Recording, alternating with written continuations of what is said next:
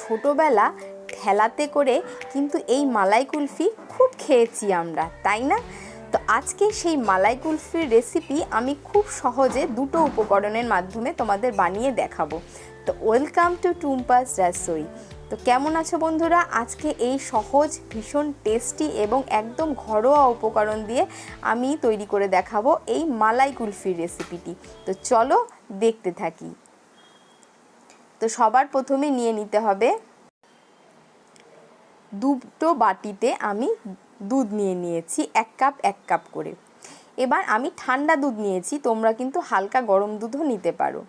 তো দুটো বাটিতে আমি দু রকম উপকরণ মেশাবো।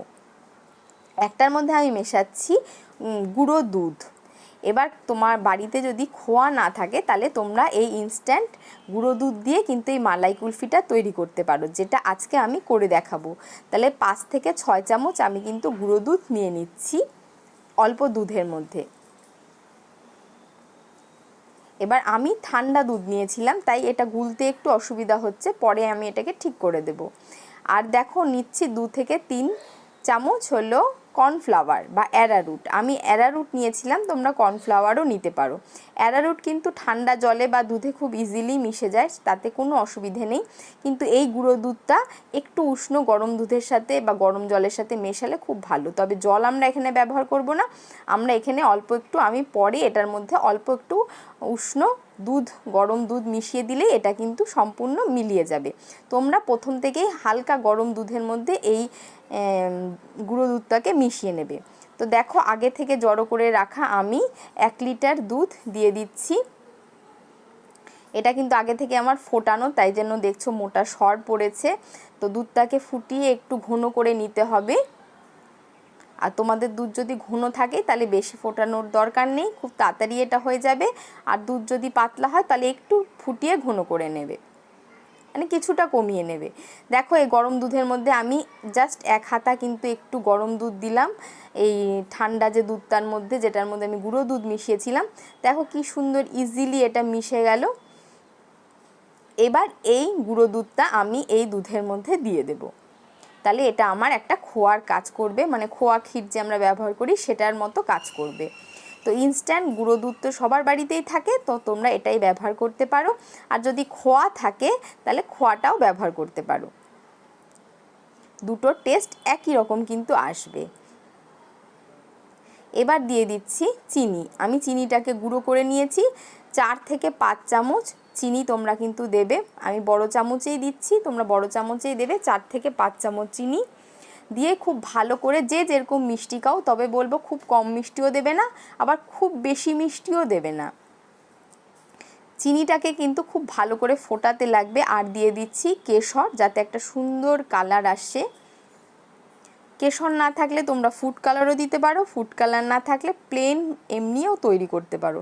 একটা এলাচ দিয়ে দিচ্ছি এবং খুব ভালো করে এটাকে ফুটতে দিতে হবে। চিনিটা কিন্তু যদি কম ফোটাও তাহলে বরফ হবে, সেজন্য চিনিটাকেও খুব ভালো করে ফুটিয়ে নিতে হবে।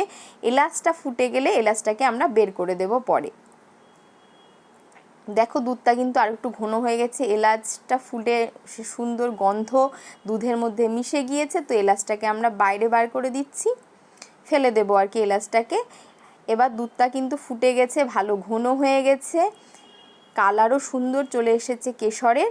এবার কর্নফ্লাওয়ারটাকে আর একটু ভালো করে মিশিয়ে নেব, কারণ তলানি হয়ে যায়, নিচে জড়ো হয়ে যায়। ভালো করে মিশিয়ে এবার দুধের সাথে মিশিয়ে দেব।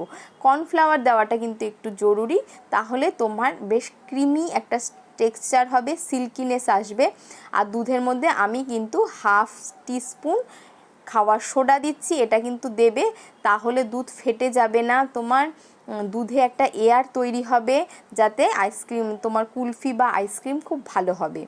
সেজন্য আইসক্রিম বা কুলফি বানাতে অল্প একটু খাওয়ার সোডা অবশ্যই দেবে। তো অ্যারারুটটা দিয়ে কিন্তু সাথে সাথে এটা নাড়তে হবে। তোমরা কর্নফ্লাওয়ারও দিতে পারো, আমি আগেও বলেছি।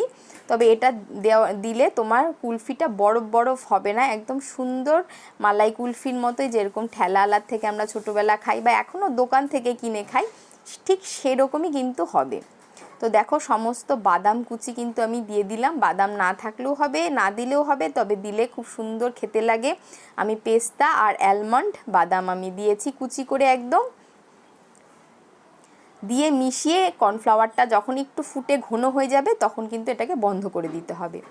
10 থেকে 15 মিনিটে তৈরি হয়ে যাবে তোমার মালাই কুলফির এই উপকরণটা।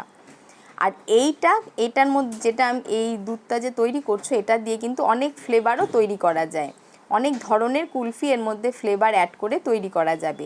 এটা হলো একটা বেস প্লেন মালাই কুলফি। তো দেখো এটা কিন্তু সুন্দর হয়ে গেছে, একদম ঘন। আমি কিন্তু গ্যাস বন্ধ করে দেব, এটা ঠান্ডা হলে আরও ঘন হয়ে যাবে এবং এটা ঠান্ডা করেই আমাদেরকে তৈরি করতে হবে। দেখো ঠান্ডা হয়ে গেছে, সুন্দর কালার চলে এসে গেছে কেশরের। এবার একটা নিয়ে নিচ্ছি আমি এরকম কৌটো। এটাই হলো মজা এই কুলফিটার। এটাকে বলা হয় গোলা কুলফি। মহারাষ্ট্র, গুজরাটে এরকম গোলা কুলফি পাওয়া যায়। আর তুমি ছোট ছোট মোল্ডেও তৈরি করতে পারো, যেভাবে ইচ্ছা। তো আজকে আমি এই পদ্ধতিতেই করলাম। একটা স্টিলের কৌটো বা প্লেন প্লাস্টিকের কৌটোর মধ্যে এটাকে ঢেলে ভেতরে একটা ফয়েল পেপার দিয়ে আটকে দিয়েছি। এবার 7 থেকে 8 ঘন্টা পর আমি আবার ফিরে এলাম। একদম জমে গেছে। ফ্রিজারে রাখবে কুলফি সবসময়, আইসক্রিম বা কুলফি। এবার একটু ঠান্ডা জলে আমাদেরকে একটু চোবাতে হবে, জাস্ট 2-3 মিনিট, যাতে একটু সফট হয়ে যায়, কৌটো থেকে ছেড়ে যায়। এরকম করেই করতো না ঠেলার কুলফিরা, ছোট ছোট কৌটাতে হাতে ঘষে নিয়ে টুক করে সুন্দর করে বের করে দিত। তো যেহেতু এটা বড় কৌটো তাই জন্য আমি এইভাবে রোল করছি। তো দেখো সুন্দর হয়ে কিন্তু বেরিয়ে গেছে। কতটা সফট দেখতে পাচ্ছ, একদম নরম সফট ক্রিমি, কোনো বরফ কিন্তু কোনো ব্যাপার নেই এটার মধ্যে। তো গরমে কিন্তু ইজিলি বাড়িতে বানিয়ে বড়রাও খেতে পারবে, বাচ্চাদের তো দারুণ লাগবে। তো অবশ্যই কিন্তু এটা ট্রাই করো। ভালো লাগলে কিন্তু লাইক অবশ্যই করো। রেসিপিটা দেখতে সাবস্ক্রাইব করতে ভুলো না। সপ্তাহে 2 দিন আমার ভিডিও আসে, সোমবার আর বৃহস্পতিবার। অনেক বেশি করে কমেন্ট করো। তো দেখো কত সুন্দর তৈরি হয়েছে।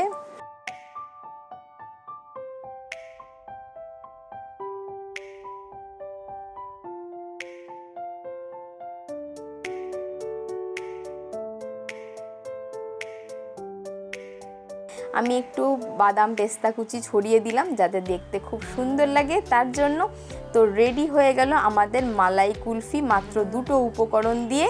তো খুব সহজেই কিন্তু এটা বাড়িতে তৈরি করে নিতে পারবে এই গরমে।